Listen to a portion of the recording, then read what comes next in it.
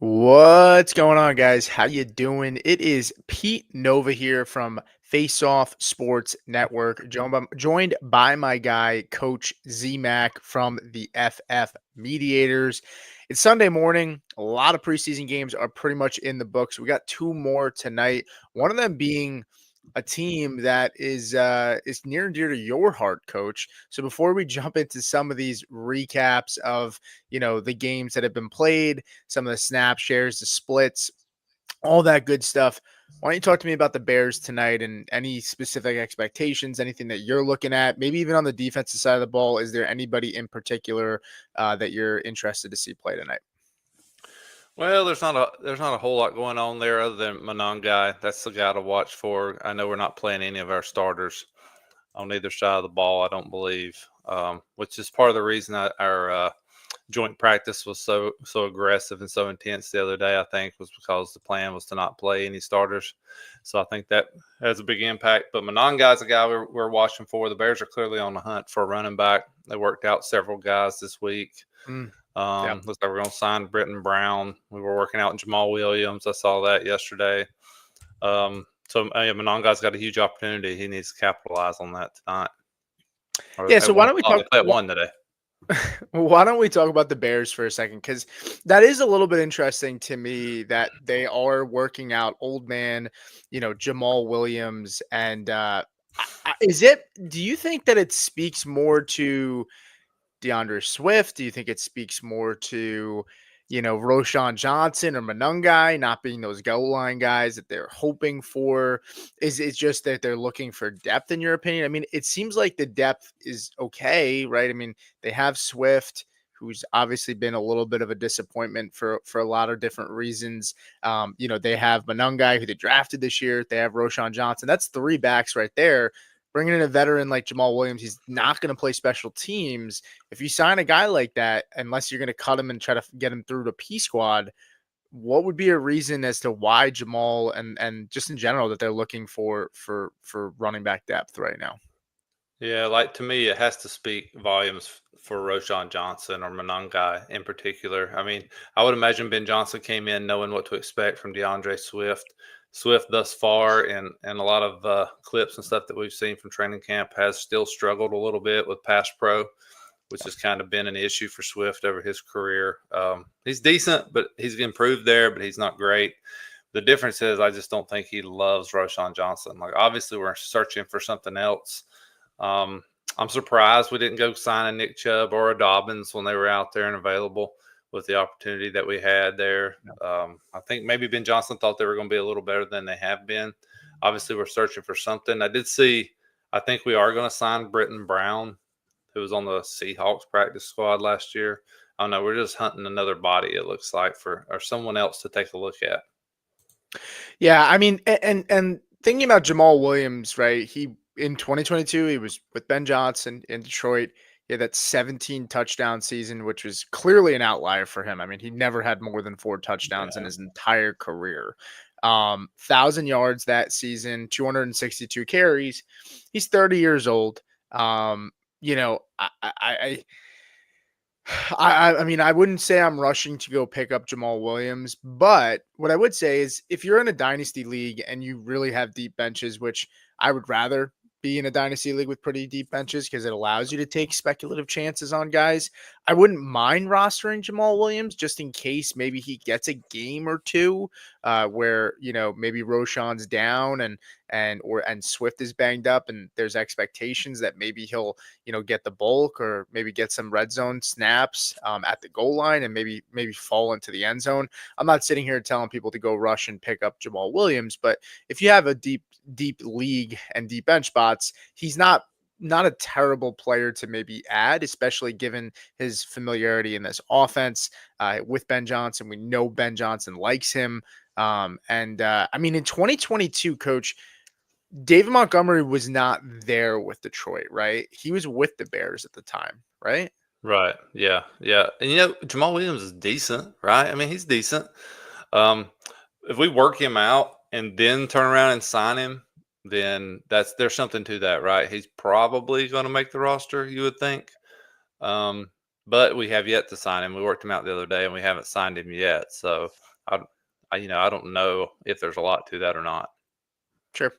Yeah, and I think that's all a fair point. So we'll see how this Bears running back room shakes out before we move off and start talking about some of the recaps for the other games so far. I do want to take a look really quick and just note the ADPs for this Bears running back room.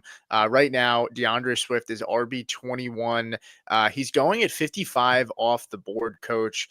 Players behind DeAndre Swift at the moment: David Montgomery, TreVeyon Henderson, Aaron Jones, RJ Harvey, Isaiah Pacheco, Caleb Johnson.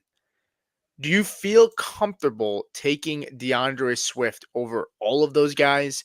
Is there anybody in particular that stands out? I'll read them off again: David Montgomery, TreVeyon Henderson, Aaron Jones, RJ Harvey, Pacheco, Caleb Johnson.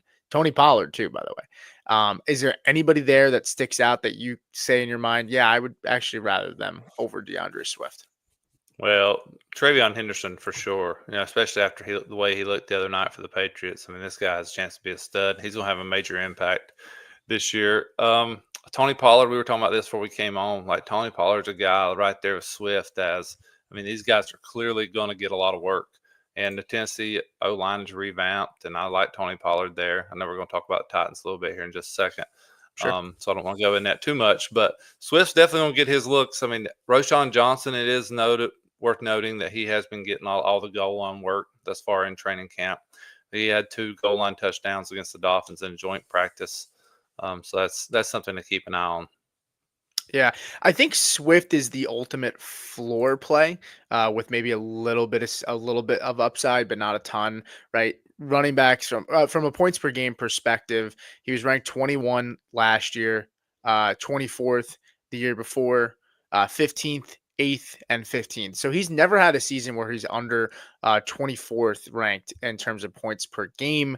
Now he is going, as I said, at running back 21. So maybe, he's getting close to drafted at his floor, I'd say, coach. I mean, he did have 42 receptions last year, 39, 48, 62, 46. I mean, he is going to be involved in the passing game. Now, the pass protection is something that makes you maybe a little bit nervous and could cap how much he's out there on those passing downs at times. But 15th in targets last year as well, and they don't really have a guy that you can really count on in the pass game in that backfield. So that's where maybe a nod to DeAndre Swift, but I'm kind of with you at the moment where I would probably prefer TreVeyon Henderson. I'd rather Aaron Jones and RJ Harvey. You could sway me on Swift over Monty, but that's only if you're looking for a little bit more upside. I think Monty is still the better play. He's extremely consistent. Is there anything else you wanted to talk about before we move on? No, I think we're good as far as the Bears go. There's not a whole lot to say without the starters playing today. Okay, cool. So let's go ahead and move on to the next team here. It's going to be the Titans, and they last night played the Buccaneers. Let's start off with the Titans and some of our key takeaways here, Coach. Let's start off with the quarterback position first. Cam Ward gets 15 snaps last night. Looked pretty comfortable overall, led the team down. That connection with Calvin Ridley did look like what we've heard so far with the camp reports. I believe they connected 3 times last night on one drive. Why don't you talk to me a little bit about Cam Ward? Is there anything in particular that you saw? We try not to make too much of these preseason games, but I think the most important thing, and we talked about it, at least for me, is just comfortability and a guy looking like he belongs. And I think he did look like he belonged last night, which was an encouraging sign for me. Yeah, it is worth noting in these preseason games, there's not a strict game plan. They're not necessarily coming after the rookie like they would in the first few weeks of the regular season, I don't think. But I thought overall Cam Ward looked really good. His first drive was a little slow, obviously. We had a 3 and out, but I mean, it happens. He bounced back the second drive, led him down the field. He was 5 for 6 on that drive, 67 yards. Looked really good throwing the ball to Calvin Ridley, like you said. He had a really good connection with him. He hit Lockett on a big 3rd and 6 in the red zone to pick up the first down. Those veteran wide receivers look to be the guys in Tennessee with Ayomanor worked in with the starters. So he didn't stay in there very long either. So he was probably wide receiver 4 for them, getting in and out. So that's something worth noting as well with that starting crew. Also, Okonkwo, Cam was looking his way quite a bit. He played a bunch last night, looked really good. He was clearly the primary tight end there. Gunnar Helm wasn't really eating into that at all. Yeah, I think that's also an important thing to know. And so today we're going to talk a lot about the snap shares with the starters, right? We'll get into some of the guys that did not start as well, but mainly with the first team units, who was out on the field, how many snaps. I think that's an important sign to see just at least where guys are currently at in the pecking order. Things can change. It's just the first week of preseason, but it gives us a little bit of a peek as to where the coaches currently have these guys in some of the pecking order. Right now, Van Jefferson, coach, 13 snaps, 8 routes run. He actually ran the most routes with the number ones last night. I'm not concerned that he ran more routes over Ridley or Tyler Lockett, but he did run more routes than Elic Ayomanor, who just ran 1 and was 4 snaps with the starters. You mentioned before we jumped on that it was something to note that Ayomanor was not out there for very long once the starters did leave, which is also maybe a good sign as maybe that they saw enough from him, and maybe it shows that he's probably solidified as at least the wide receiver 4 at worst, but I think he can easily take over for Van Jefferson if he continues with his promising camp so far. Yeah, totally. They're easing him in there, but that they need a younger guy to step up and take some of that share. DK played a little bit last night. Obviously, his snap share was decent out there with the starters a little bit, but not as much as Ayomanor. And Ayomanor was taken out of the game quicker than he was. So it does say a little bit about what they think about him.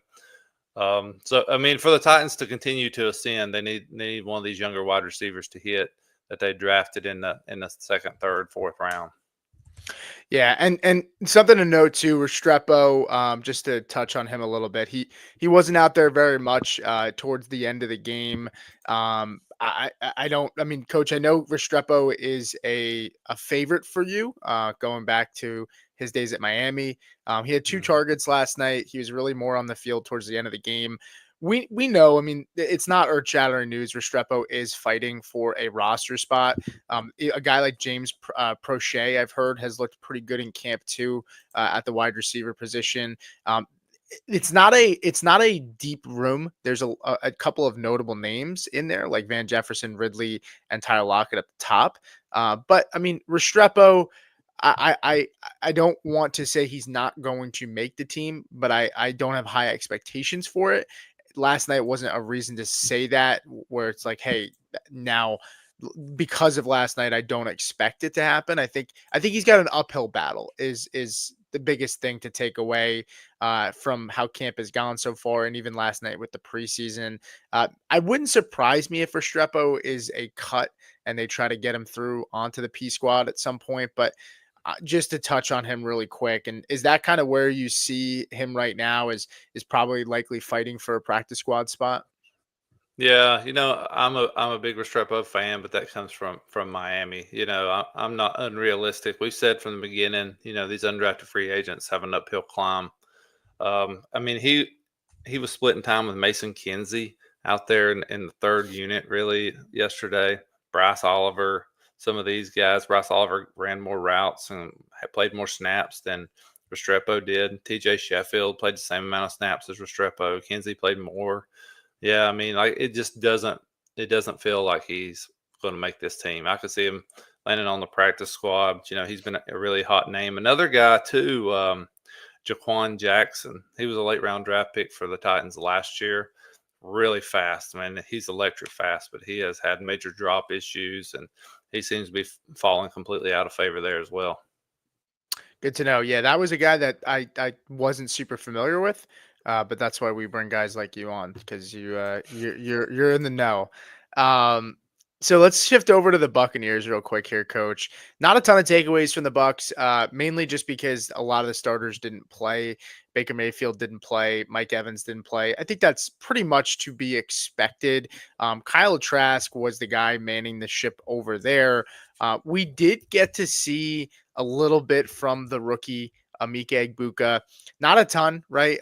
If you look at the snap shares, he ran 4 routes. He had 2 targets on 10 snaps.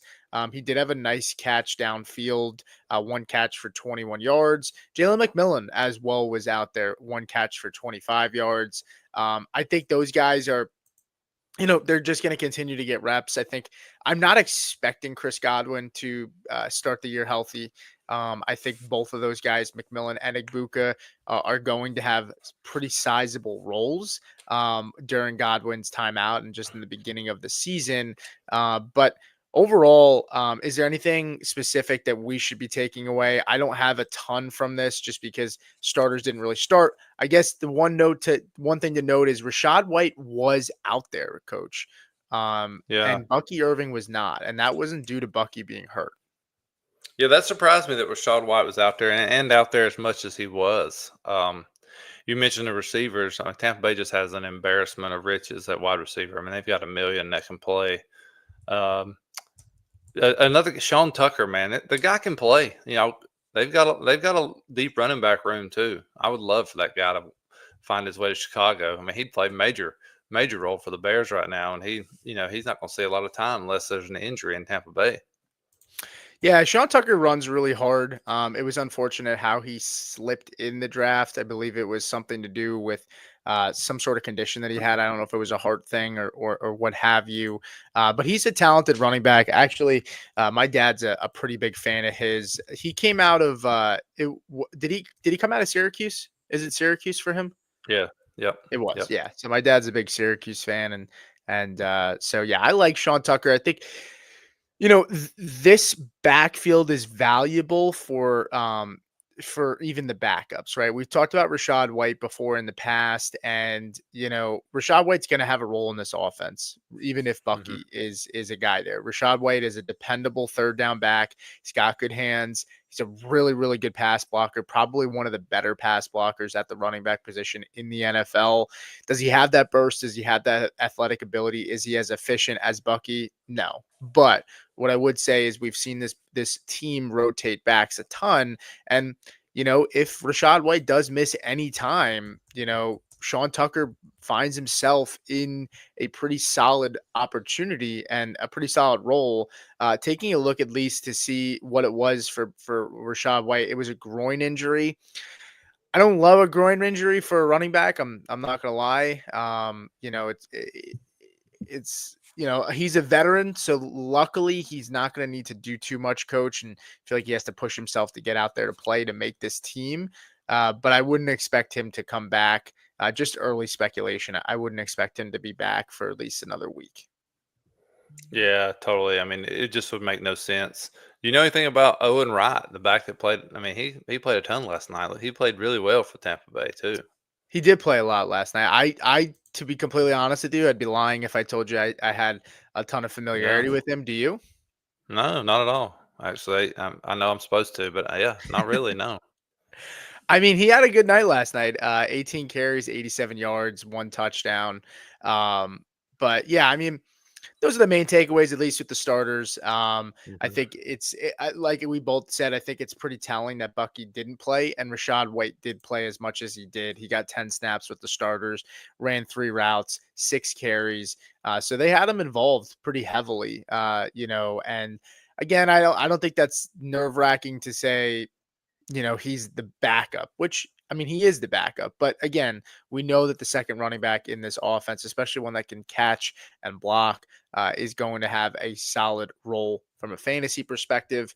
Let's move over to our next game here, and it's going to be the Denver Broncos versus the San Francisco 49ers. Some interesting takeaways in this game. Number one, to start off, Broncos offense looked pretty bad. They did not get into sync. They had them out there for 3 drives. I think that was more than what they had wanted them to, but Sean Payton, I think, just was not happy with the results. And the first team unit just did not look good. I'm not overly concerned. The offensive line looked pretty bad, but overall, I mean, this is an offensive line that's returning their entire unit, right? So it's early, it's preseason. It's not something I'm extremely worried about. If it was, hey, the Broncos have a new left tackle, or the Broncos, have a new center, and the offensive line looked like shit, maybe I'd be a little bit more concerned, coach. But that's a unit that's returning all of its starters, so I'm not overly concerned there. Is that something that you would say is that a fair thing to say for me, or am I homering because it's the Broncos? No, I think that what you're saying is fair. I do think it was a case probably if Sean Payton wasn't happy. He would love to have had a drive for a field goal. Wasn't happy, send him back out there, and it ended up similar again. Send him back out there. I mean, that's probably what happened. I mean, but that's how the game goes sometimes. Sure. You can't always play great. I mean, there might be a little bit of room for concern, not a ton though. I wouldn't think. I can hear Matt talking about Bo Nix being fine, an average as we speak, and some Bo Nix regression, but I don't think so. I think they're going to be just fine. Yeah, It and I was to wanted me. I did notice go ahead. Ingram. Ingram obviously is going to play a big role. We didn't have any targets last night, but he's running routes everywhere, and Yeah. he's going to have a big role for them. Yeah, I mean, Ingram last night ran. Well, let's start off at least with the running backs from, and then we can get to the receivers because there are some interesting takeaways that I had there. But let's start Okay. off with the running backs here, Coach. RJ Harvey did start over J.K. Dobbins. RJ Harvey, the fifth running back on the depth chart for the Broncos, was the starting running back, was with the first team for the initial first play, and really the first series in general. RJ Harvey got the first 4 plays. Dobbins came in for 1, right? And then Harvey came back out there again right after. Harvey saw 12 snaps. He ran 5 routes. He got 2 targets. He had 7 carries overall. Dobbins, 7 snaps, 4 routes run, 1 target, 0 carries. I think this is close to a 50-50 split to start, Coach. I think it'll be interesting to see how J.K. Dobbins continues. Does he have more juice? We did see him fade last season as the season progressed on. But I think J.K. Dobbins, as long as he's healthy, he's going to have a role in this offense. And it would not surprise me if J.K. Dobbins is back there behind the quarterback, Bo Nix, for the first snap on offense week 1. But I think it is telling that, Harvey, was out there with the ones a good amount and was out there before Dobbins, and heavily involved in the offense. Like I said, 5 routes run, 2 targets, 7 carries. Am I looking too much into this? Is that, or is this kind of what you had expected, close to a 50-50 split with Dobbins, maybe Dobbins being the guy? And then we'll talk about their ADPs and dig a little bit deeper into that. Yeah, I kind of thought Dobbins would start, and Harvey would kind of be the change of pace guy initially. That would work into a 50-50 split, and it looks like it's possibly the opposite. I don't think we take enough into account. I know you have, but I would just say myself, if Sean Payton goes after a guy, then he's going to play him. And that was the case with RJ Harvey, just like it was Bo Nix. If he identifies a guy that he thinks is good, then he's going to put him out there. Now, Dobbins has a role, he's going to share the thing in the backfield without a doubt. He's a dependable player, but RJ Harvey is the guy. If I'm going to own either of these backs in redraft, I want RJ Harvey. Yeah, I would say the one thing too to note, 18% target share for RJ Harvey for a running back. That is right in line with what you want in fantasy football. 18% is a really, really nice target share. Again, it's early, but out of the out of the touches, Harvey gets 8 opportunities. Dobbins gets just 1.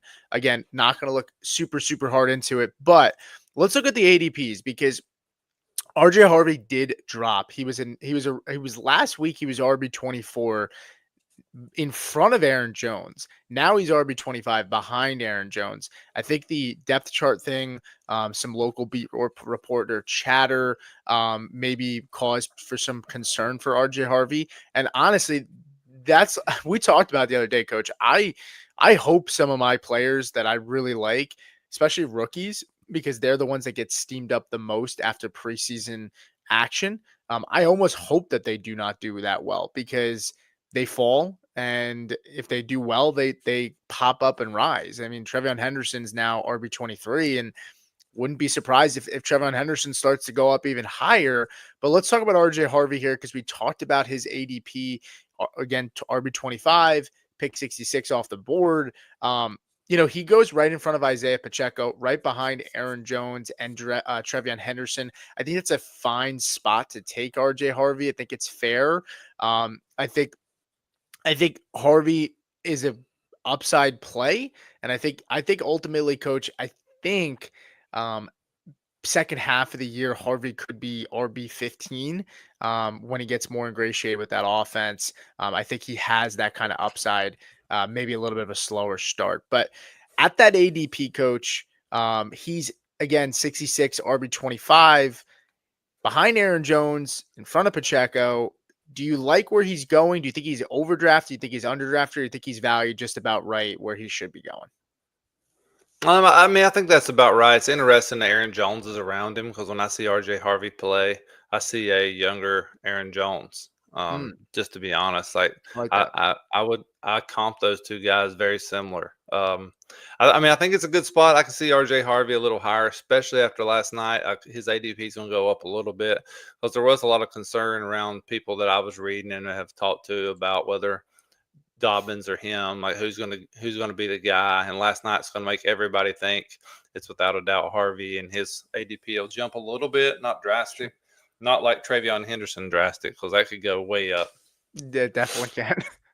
Yeah. And then let's talk about Dobbins, because I don't want to make it seem as though I am out on J.K. Dobbins either, Coach, because I think Mhm. Dobbins is going to have a role in this offense. I really do. And I think you do as well.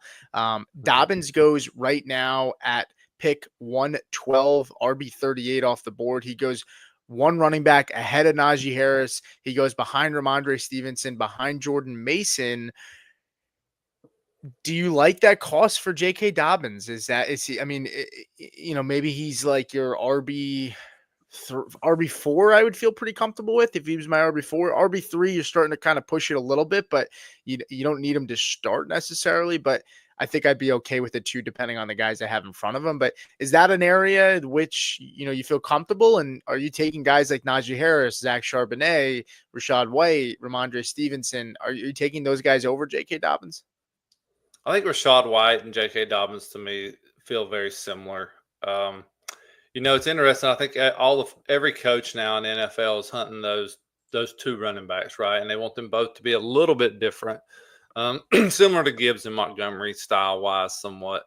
But as fantasy managers, we got to remember that Gibbs, Montgomery, that's just not real. Like that does not happen all the time. Like Yeah. where you have two guys that you can put out there starting running backs on your fantasy team, and they're going to produce. Like it just doesn't happen all the time. Like Rachaad White, for instance, I mean, he's useful, yeah, but his production is declining, and you can't feel as good about him as you did 2 years ago. And I think Dobbins is just going to be a change of pace kind of guy. He's not going to score the points we had all kind of hoped if we had J.K. Dobbins. Yeah. The last takeaway I wanted to look at in this running back room, Coach, is Audric Estime. I put it out there a week or two ago. I think he is very, very likely a cut, in my opinion. Denver keeps a fullback, so Burton's likely going to be on this roster. That's you're either making a cut at tight end or you're making a cut at running back to fit him into your lineup, because look, most teams don't have or account for a fullback on their roster. The Broncos will. Audric Estime didn't play his first snap until the second half, while Jaleel McLaughlin and Tyler Batty played most of the second quarter. I mean, he was the RB5 in pecking order.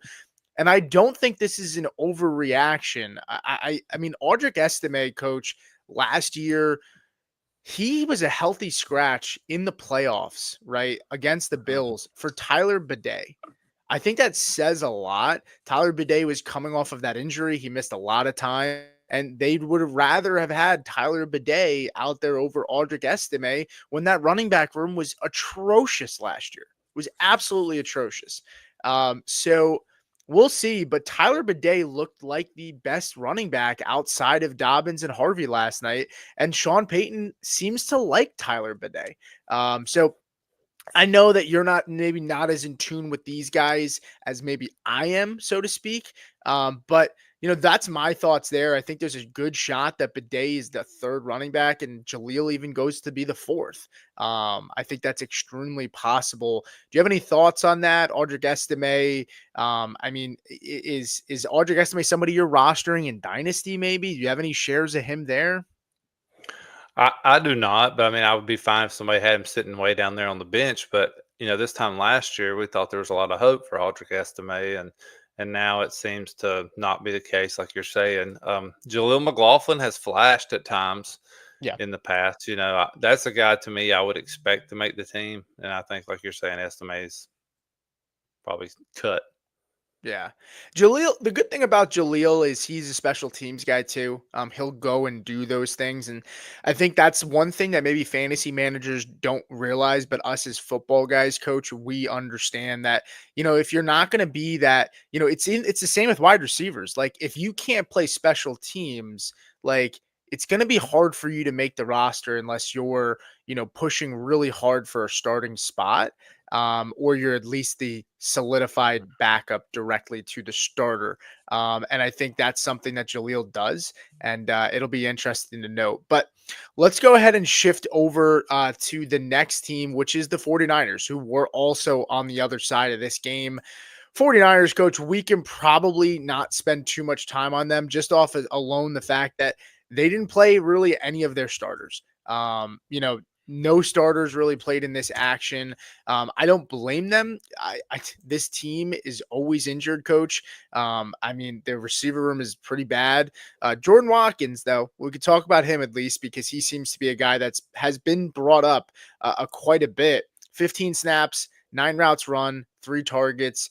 And then you also look at a guy like Demarcus Robinson, who also ran 9 routes, 15 snaps, identical usage in terms of how much they were on the field, but he got 1 less target over Watkins. Maybe Watkins, I don't know, coach. I mean, Demarcus Robinson and Watkins play different positions. Demarcus Robinson's more of a good backup to what you're hoping for Juwan Jennings to be, and Watkins is probably more, a backup towards like Ricky Pearsall or somebody that you're going to play in the slot. But interesting that Demarcus Robinson was out there, even though this room is pretty thin. I know no one's excited to hear me talk about Demarcus Robinson right now. I'm not gonna sit here and act like that's a real thing. But hey, Jordan Watkins, 3 catches, 56 yards, six targets as well. So I don't know. So he had 3 targets with the quote unquote starters, but he had 6 targets overall, coach. Yeah, there's not a whole lot to talk about here. I went back and was looking back over the stats this morning before we hopped on. I was like, oh god, yeah. There's nothing even worth discussing here. There's a guy that if Matt was on here, he would give me complete crap about, and that's Isaiah Hodgins. He had 2 great games for the Giants at the end of the year 2 years ago, and he was going for 3rd-round picks in Dynasty, and he is now the wide receiver 24 for the 49ers. And would Matt give you shit for that because you were a fan, or was he the one that was a fan? We both were a little bit, but I was kind of like sending him out for 3rd-round picks. And jeez. Well, the one note that I didn't talk about, by the way, coach, that I did want to mention as well, is just the Broncos wide receiver room. Now, it's not necessarily a ton to note, but I would say, interestingly enough, I've talked about it with you and Matt offline, but Troy Franklin did run with the starters. It seems like he's pushing for that wide receiver 3 spot with Devon Vele. Now, both guys do play a little bit of a different role in this offense. Vele's more of a backup to Sutton. Franklin is more the wide receiver on the opposite side of your X. But Troy Franklin, 8 snaps with the starters, 7 routes run, 3 targets, right? He had the most, he was tied with Courtland Sutton for the most targets with the starters. I think that is something to note. And Franklin's looked really, really good, coach, in preseason so far. I'm not saying in redraft, Franklin's a guy that you should go out and get, but what I would say is as a guy who was scared that Franklin might not make this team.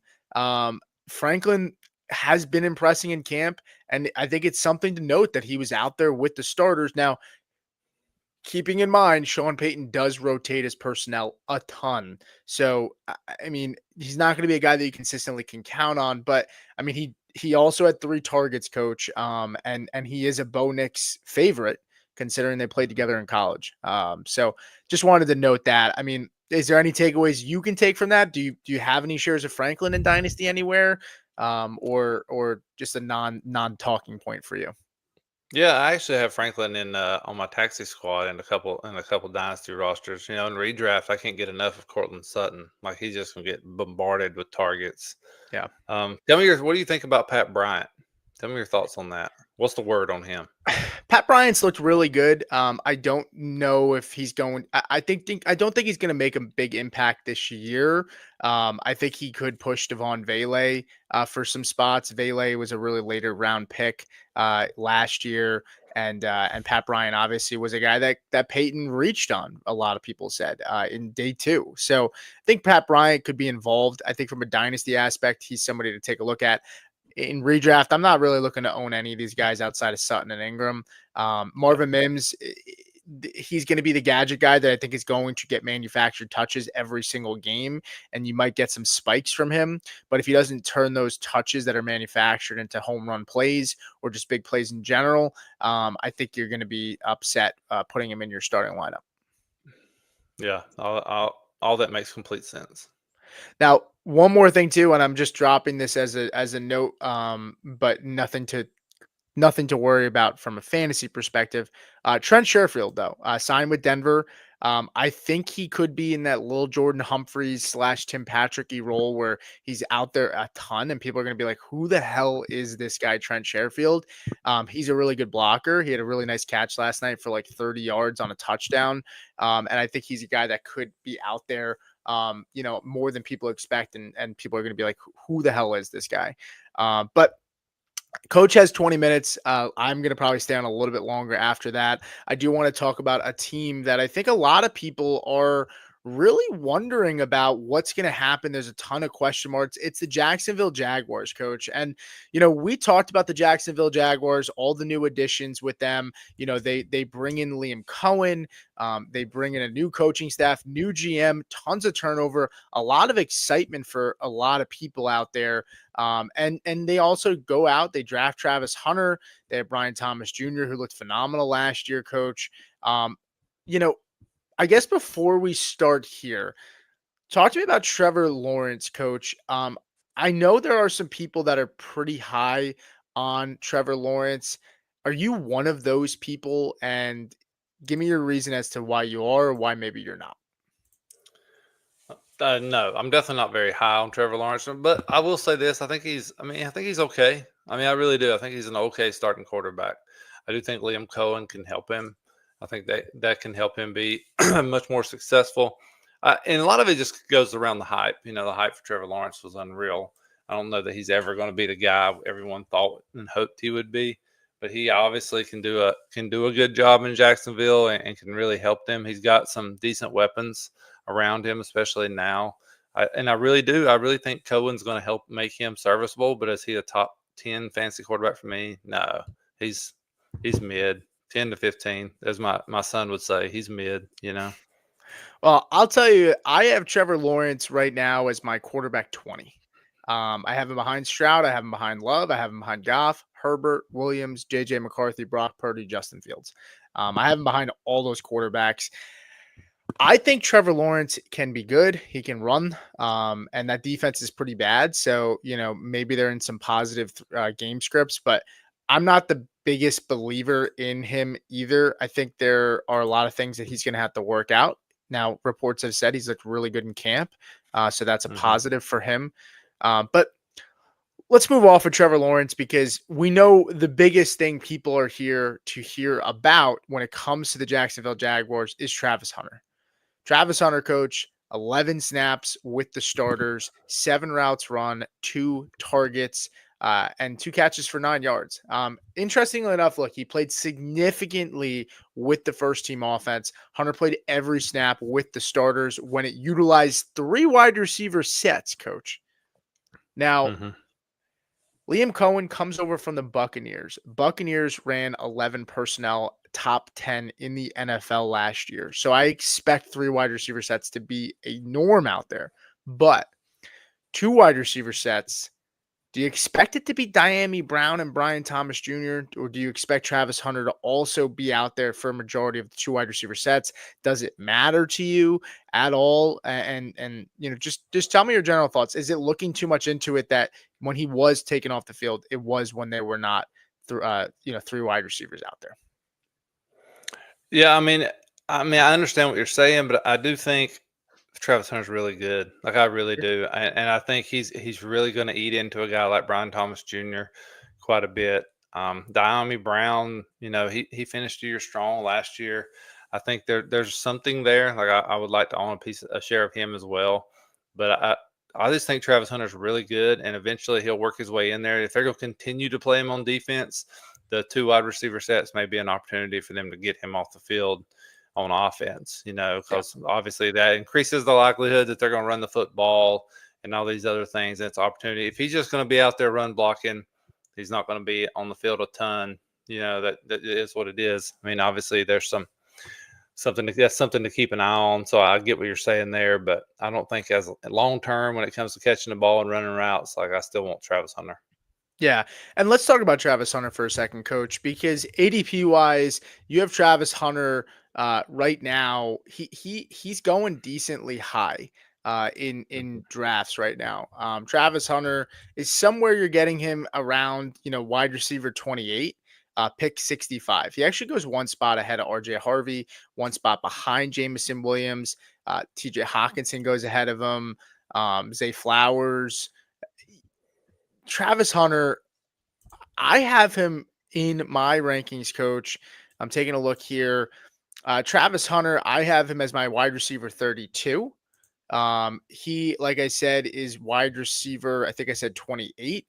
So I'm a little bit below consensus on Travis Hunter, but it's not necessarily like I'm super far back. I think he's drafted at his ceiling if BTJ is healthy the entire season. I don't think he's going to crack inside the top 20, in my honest opinion.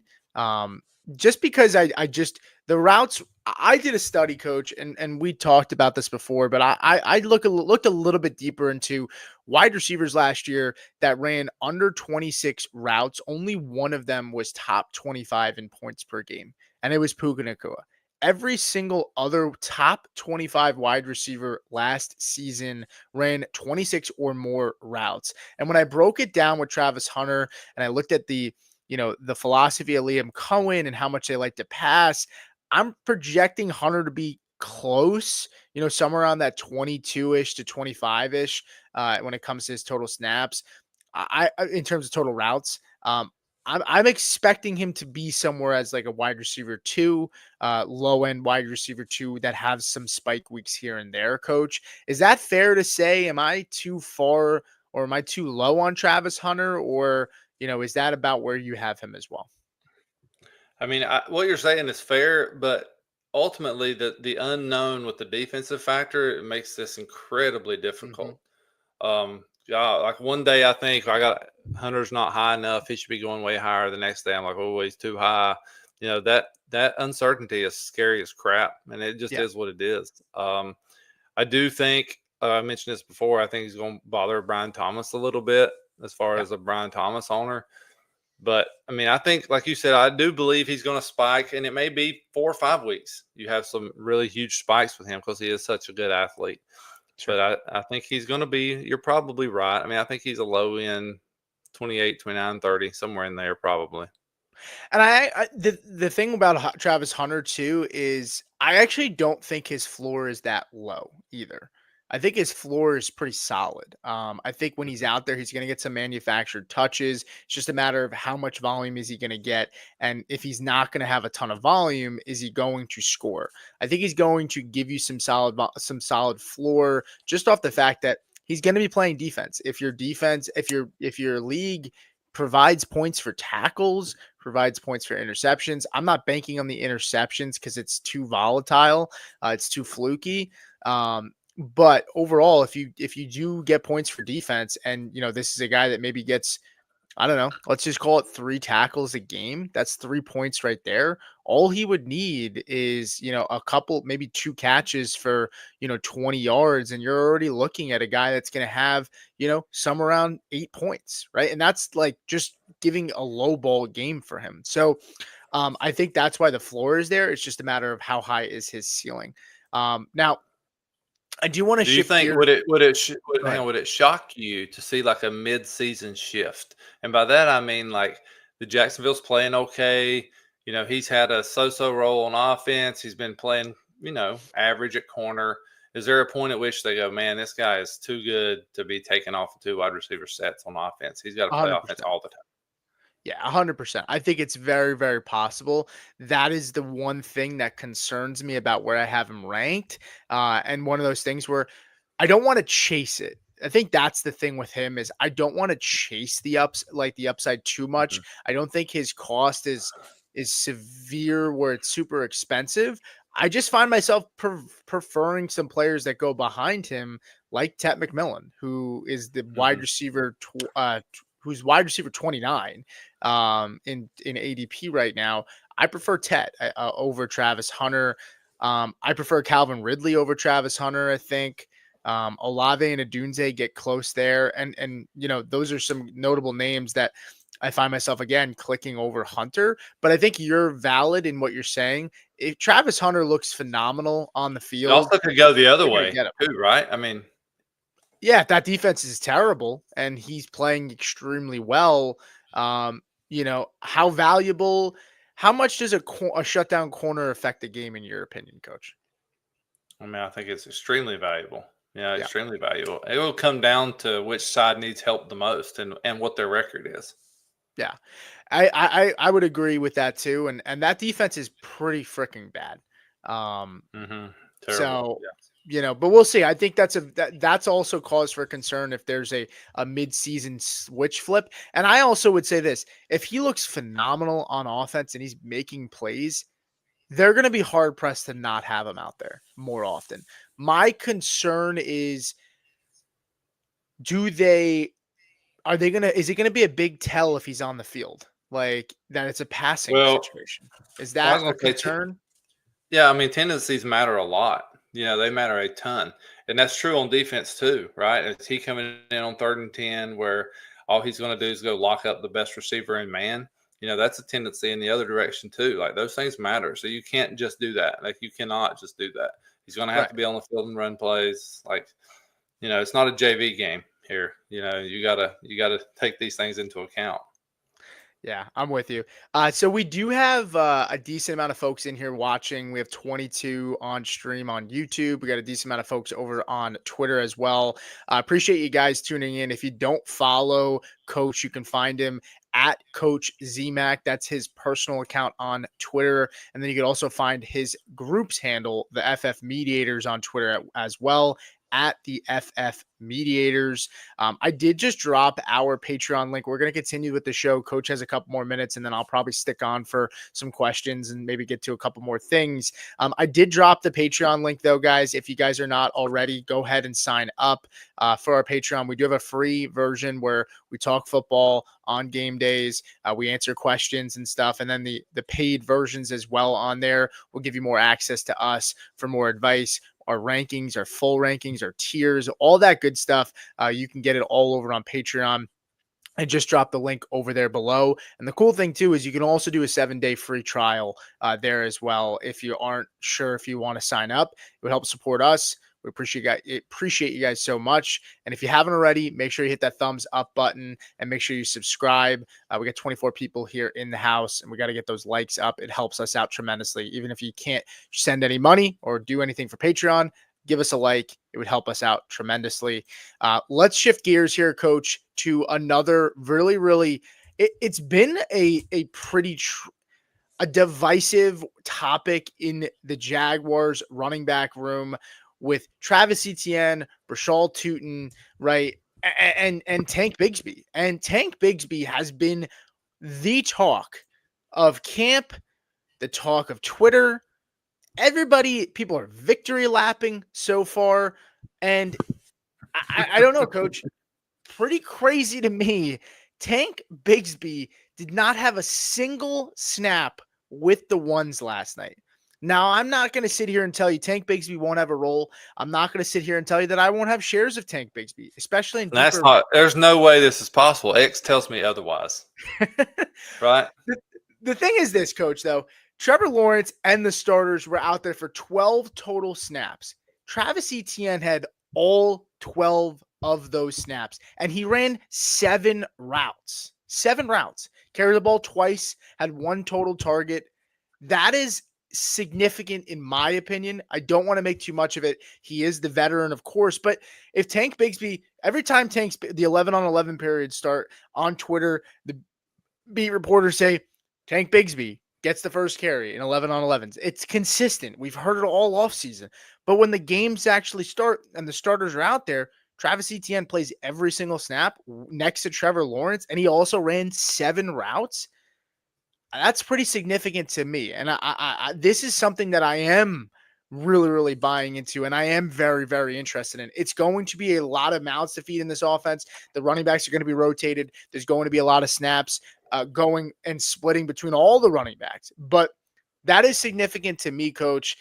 Do you think I'm overreacting here? Do you think is there a lead guy in this house in your opinion? And if so, who would it be?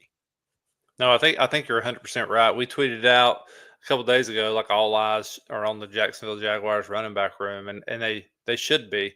You're right. All I have seen is Tank Bigsby, and now ETN is out there. There was a lot of momentum a couple months ago for Tootin, and we thought he would be possibly taking over this backfield as well. Clearly, that's not the case. Even though he did play well last night, he's not going to overtake ETN or Bigsby anytime soon, barring injury.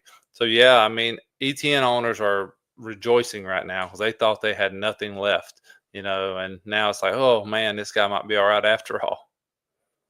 Yeah, the one thing I will note, and maybe that's throwing a little cold water on myself and maybe you, is Bigsby did get all the snaps on the second drive, but it wasn't with the starters. So something to note there. Maybe it's a rotation thing where it's, hey, we're going to give ETN. He's going to get all the first drive, to get the running back in a rhythm. Then we're going to go with Bigsby on the second one. Maybe Bigsby does start with, the starting guys next week. I don't know if Trevor Lawrence is going to be out there, or any of the starters will be out there because, preseason's so wonky and so weird, but it also could be a little bit of a case of that. But I would just say it's encouraging for Travis Etienne, who a lot of people are extremely down on this year, especially, and I don't blame them, right? Having a pretty down year last year, not really meeting those expectations that many had for him. I mean, this is a guy, Travis Etienne, who was drafted in the top 3 rounds last year, and he completely burned you. Right now, Travis Etienne, 94th overall off the board, running back 35. He goes ahead of Jordan Mason, by almost 20 spots, who's the next running back off the board. I don't know if I have that big of a gap between him and Jordan Mason, but he does go behind Javonte Williams, who I would prefer Travis Etienne just because he has more upside at this point. Yeah, I'm with you there. Where's Bigsby going? Bigsby's going a little bit farther down. So Bigsby's going pick 138, RB 43. So he's about 40 spots down. And I think that's significant, right? Bigsby is a guy, coach, who, if I have a running back room where there is a lot of ceiling, I might go with Bigsby for a floor play for protection because he likely will get a decent amount of that early down work. But ETN is probably a guy that if I have rock solid starters, I would prefer ETN over Bigsby just because I'm okay getting burned by ETN at that point because I'm not depending on him that much. Bigsby could be a guy that you're like, hey, you know what? I need 60 yards in a cloud of dust and maybe one catch, and hopefully he falls into the end zone for a touchdown and gets you 12 points on the week. I think that's usually what we're going to see by him, where ETN is going to catch a lot of passes, and I think that his upside is a little bit higher in this offense. But that's how I view it. I could be completely wrong here, but is that how you view it, and we're not even talking about Brashal Tootin, who did look pretty good when he got the snaps, but it was again against the backups. But he's going to factor into this offense as well, and so will Quinn Allen, who nobody seems to talk about either. So there's a lot of people in this room, and maybe the answer in this room, coaches, draft nobody. That could also Yeah, be very the answer. possible. But Yeah, it's and hard. don't reach super high for Yeah. anybody. Yeah, I mean, I would draft ETN. I mean, everything you're saying is right. I even was stashing in Dynasty LaQuinn Allen a couple weeks ago. I've drafted Tootin several times, hoping he's going to be something, and still could be. But yeah, I mean, ETN looks like the guy. Everything seems to be kind of him and Bigsby in a split, similar to maybe Bucky and Rachaad White with Cohen. They're something similar to that anyway. Yeah, that's my thing too. That we know this offense likes to throw the football. The system likes to throw the football to running backs a lot. Well, Trevor Lawrence, I don't know. That'll be the interesting thing. Is Trevor Lawrence going to be a guy that's going to take a lot of shots downfield, and maybe as opposed to Baker, instead of checking the ball down? Do we see that? And maybe not as much targets to the running back position. I'm not totally sure. One other thing I wanted to note, and then I know you got to get out of here, Coach. Brenton Strange, 9 snaps with the starters, 5 routes run. Hunter Long, 4 snaps with the starters, 2 routes run. I'm not overly concerned. Brenton Strange feels like the entrenched starter here. And he's a guy that I know you're pretty high on. Yeah, I mean, I've been saying this all the time, and Matt says this to me a lot. I'm a sucker for opportunity, right? But Brenton Strange has tons of opportunity. Evan Ingram's had a big role. If you go back to Cohen with Kate Otten last year, I mean, there's a lot of opportunity for Brenton Strange. To me, you can't find better value at tight end than Brenton Strange and a guy like Jake Ferguson. Like those are the guys that there's tons of value if you're hunting somebody in a tight end, later in the draft and you haven't took one yet. That's the guy you need to have your eye on. Yeah, I'm with you there. That's going to close out the Jaguars. Coach, I know you got to get out of here. Appreciate you dropping in. See you guys. We'll see you next week. All right. Thank you, man. All right, guys. Well, it's just going to be me here solo for the rest of the show. As I said before, if you haven't already, give us a thumbs up. We very much would appreciate that. If there's any specific topics, any specific players you guys want me to go over, that just feel free to send them in here. We got 7 thumbs up on the show, but we still have 20 of you guys watching on YouTube. Please give us a thumbs up if you can. It takes one little tap and it helps us out tremendously. And again, if there's anything that you guys specifically want us to go over, please feel free to do so. I want to go ahead to the next team here, and it's going to be the Los Angeles Rams. The Los Angeles Rams, their backfield has been one that's talked about a ton as well. You have Kyren Williams coming off the fresh contract. You have Blake Corum, who was drafted last year, many thought would take over possibly that starting role or eat into it. Then you had Jarquez Hunter, right, who is drafted this year.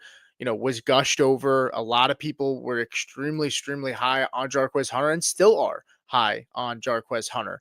I want to talk about the backups because that's really who played in this one. It was the backups. Blake Corum edges out the RB2 role currently over Jarquez Hunter. Hunter played 13 snaps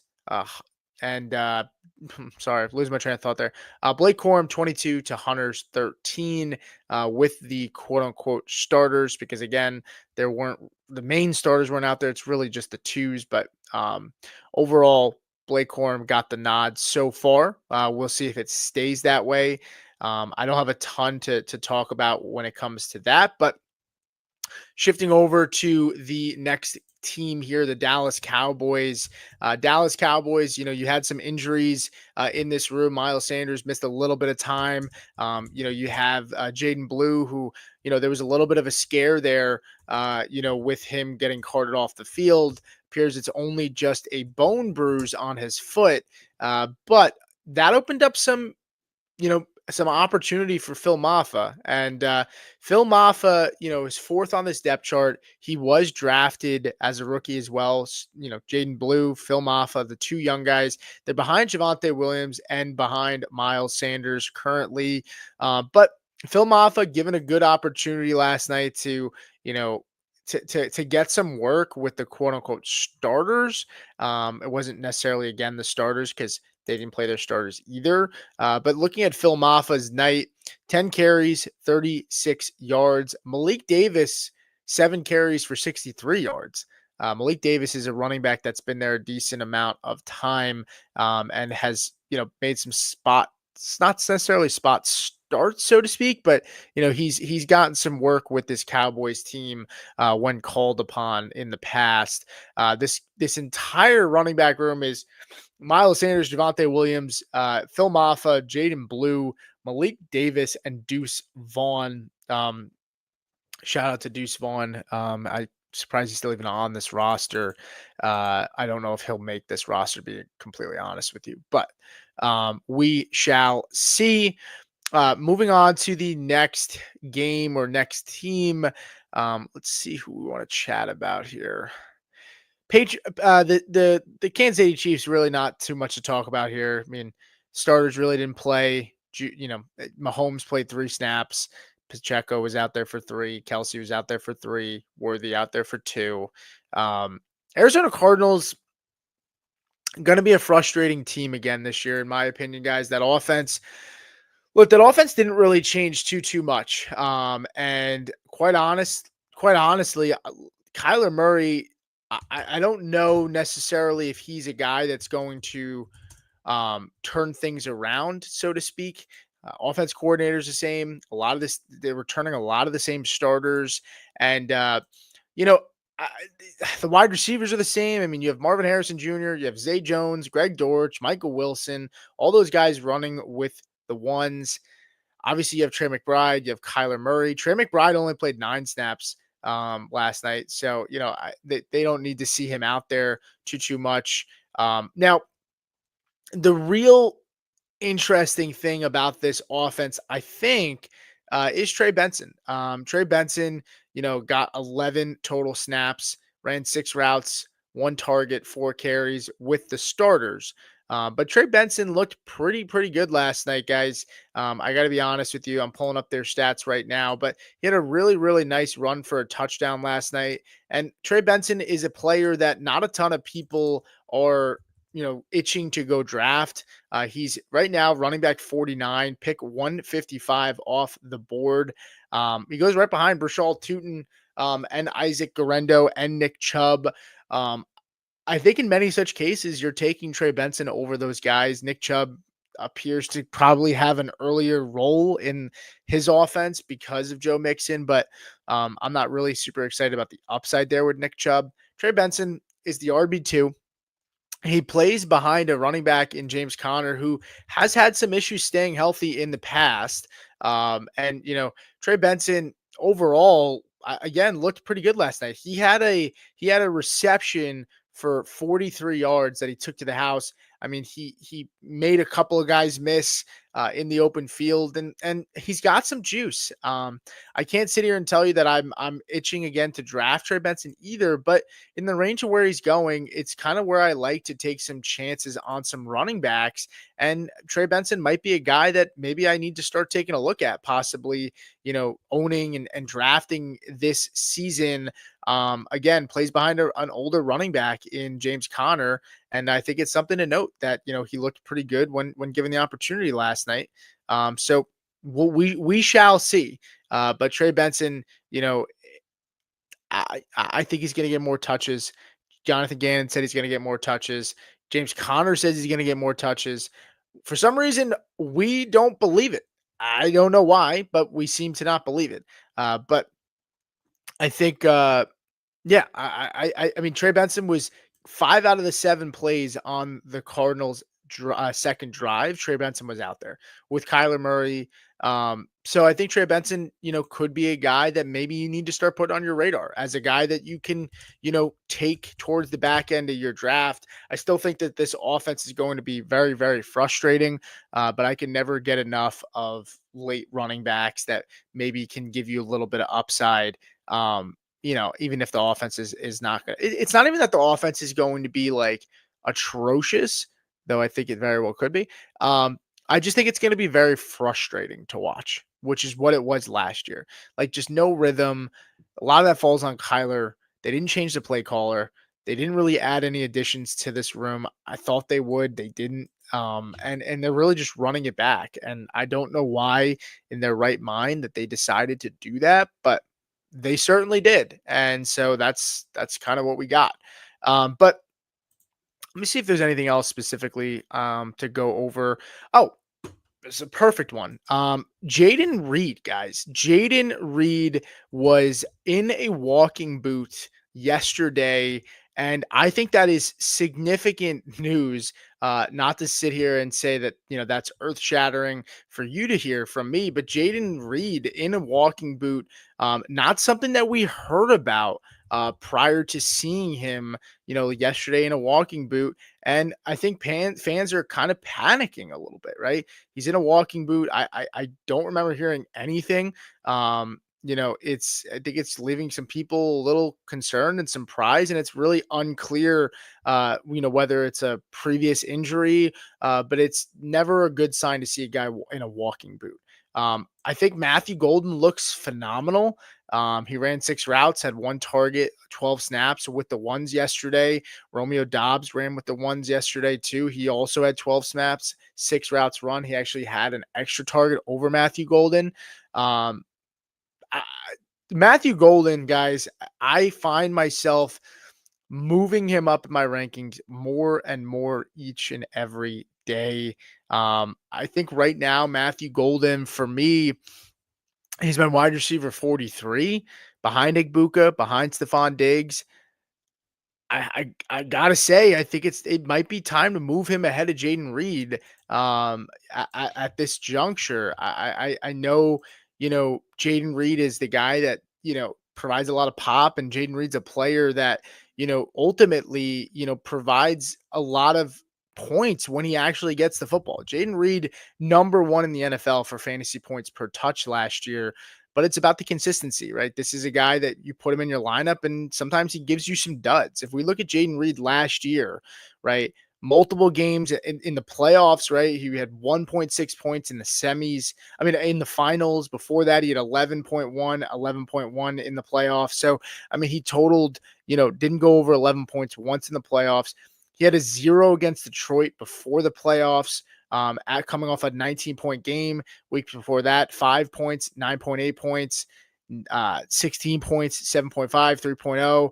Right, he had a couple really, really good games to start the season, and then kind of just faded off. And this is just an unfortunate thing with Jayden Reed, where I just don't feel like he's in an offense that is going to feature him enough consistently for you to be excited to get him in your lineup. 2.63 was his fantasy points per target, number 1 in the NFL, number 7 in explosive rating last year. His yards per reception, number 11 in the NFL, 15.6, yards per target, 11.4. Formation adjusted yards per route run was number 11 in the NFL. Target separation, number 2. I mean, these are all great metrics that you want to see when looking at a wide receiver, but it's about the consistency. It's about the target share. He doesn't have it. And Matthew Golden is a guy that's been gushed over all offseason by this coaching staff. They spent premium capital on Matthew Golden to get him in the building. And I'm at the point where, I feel comfortable enough to say that I'd rather have Matthew Golden over Jayden Reed at this juncture in fantasy. And I don't think that's really a hot take to say either. I just think Matthew Golden's going to be out there on the 2 wide receiver sets. People will sit here and say, maybe we're making a little bit too much out of the 2 wide receiver set thing. I don't think so, right? When you look again, Jayden Reed, if he was out there more consistently, he'd be one of the better fantasy wide receivers, in my opinion, but he's not. I mean, when he touches the ball, he's electric, but he's going to give you a lot of donuts and he's going to burn you a lot of times. And it's frustrating. I'm trying to pull up yesterday. I don't have it in front of me, but I'm trying to pull up the stats, at least from that Packers Jets game, just to kind of see if there's anything else that we're missing here. At least with the Packers, Matthew Golden had 1 catch for 7 yards. So it wasn't like he lit the world on fire in his first game, but I'm not overly concerned. Jordan Love, 1 for 5, 7 yards. he wasn't like he was looking extremely great as well. He got sacked for 3, and then it really was Malik Willis in for the 2s, and then it was kind of just an ugly game for the Packers overall. But moving off of that, last thing I want to talk about, guys, and then we're going to get out of here today, is going to be the New York Jets and their running back room. And I've talked about them a ton. The New York Jets running backs, it's a murky room right now for a lot of people. I'm still very, very high on Breece Hall. I have Breece Hall right now as my running back 14. I think that's a little bit maybe on consensus or slightly below consensus. No, he's actually, it's right on the nose. RB 14 right now in ADP. He's picked 32 off the board. You're getting Breece Hall for a mid third round pick. And the truth is, last night, guys, Braelon Allen looked pretty good. He got 2 snaps with the starters. Breece Hall got 5 snaps with the starters, so Breece got more time with the starting unit. He also ran the ball 3 times. Allen ran the ball just once with the starters. Breece Hall ran 2 routes. Braelon Allen ran just 1 route. Braelon Allen had a pretty nice run last night, and I think a lot of people are excited to see what he can do with more touches. He had 8 carries for 33 yards. Breece Hall 3 carries for 9 yards. But overall, I still believe in Breece Hall, guys. I still believe in Breece Hall. I think Braelon Allen's going to be involved in this offense, but I just think it's going to be a rotation. But I think the touches that Hall are going to get are going to be more premium than the touches that Allen are going to get. Allen's going to be that goal line guy, and that sounds great and all, but when you factor in that Justin Fields is also going to eat into that at the goal line as well. Those carries, it's not really as exciting as it sounds. And how much of these Jets going to be on the goal line? I think Breece Hall is going to get a lot of the touches in between, in between the 20s and the 20s in, maybe really more the 10 in is where Braelon Allen's going to do a lot of his damage, and a lot maybe on some early down or some short yardage work. When you look at the ADP for Braelon Allen, I think Braelon Allen's a fine pick in fantasy, right? You get him at 176. He's RB 53 off the board. So he goes 20 spots past Trey Benson, who we talked about before. And Braelon Allen's a fine pick to take.